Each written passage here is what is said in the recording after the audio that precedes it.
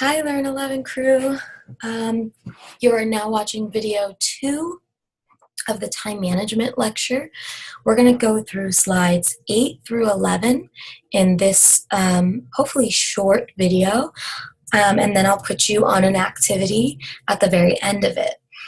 For this video, you'll need your monthly calendar, and if you have your prioritizing, if you have your prioritizing and your weekly calendar next to you, that's great, because in the next video, we're going to go over those too.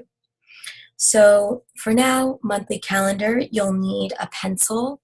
And if you have highlighters or markers or colored pencils, that also might be helpful for you. I would also suggest that you get all of your syllabi from all of your classes or your schedules. If your instructors gave you calendars for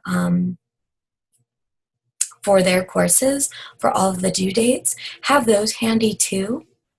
Also, your calendar, if you have a personal calendar with all of your appointments and events and things like that, have that nearby too.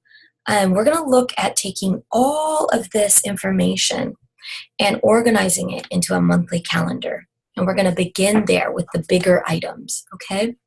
So here on slide 8, we see just the preparation for creating a monthly calendar. What we're going to do with the monthly calendar is that we look at the larger items. The idea of a monthly calendar, at least for me, is to see at a glance all of the deadlines and due dates and most important things that might get tucked away if I write too much in a monthly calendar. If I write all the details of my study time and work and all of that stuff, I might lose what the critical deadlines are. So some of those critical deadlines or due dates would be when assignments are due, when you have tests or quizzes, any birthdays or holidays, maybe no school days. Those are definitely important unless you like showing up to school when no one's here. Any kind of major social activities or events, academic events like appointments, meeting with a counselor, maybe doctor's appointments, commitments to your family or to your, maybe your church or anything in the community. I think you get the idea.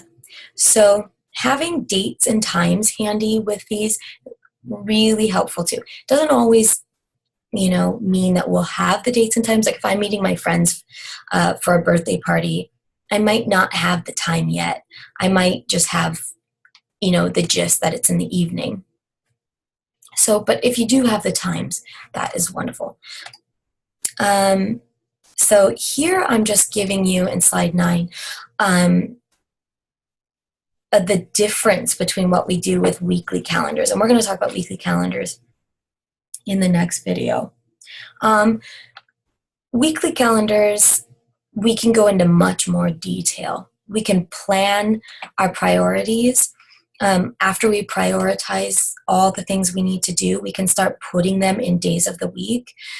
We can also put major deadlines from our monthly calendar into our weekly calendar, and I'll show you what that looks like. All right.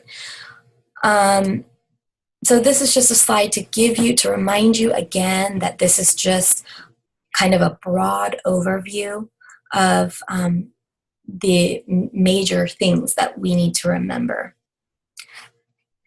Oops. Let's see, I gotta tuck those away.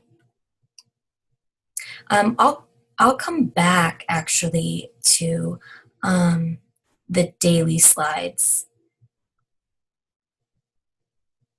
Oh wait, I'm so sorry. I am so sorry. We were only supposed to go to not 11. It was different on my, oh, yep. This is it, 11. Sorry, not the daily. Okay, so the difference between weekly and monthly, that's correct. Now, what I want to show you is the calendar itself once I've done this activity. Okay, there we go. I chose to make this calendar for October, and I just sort of went through and made up what one might look like for a student.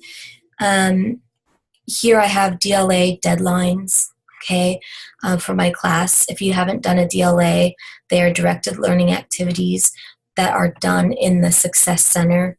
You did a Learn 11 DLA activity, but some of the other ones are for English, counseling, math, and those have deadlines for all of the department. For all English DLAs are due on the same at the same time. And this is also, by the way, not I made up this deadline, these DLA deadlines. So please don't think that I'm saying your deadlines are those days, okay? But I put a birthday here, the birthday party, going to a concert with my friends. So fill in the days of the calendar I've provided for you, and from your class schedules with all the deadlines and your own personal calendar if you have one, go ahead and fill in just the major events. In the next video, we're going to move on to prioritizing and then putting those priorities into a weekly calendar, and we'll be pulling from the monthly calendar into the weekly. So,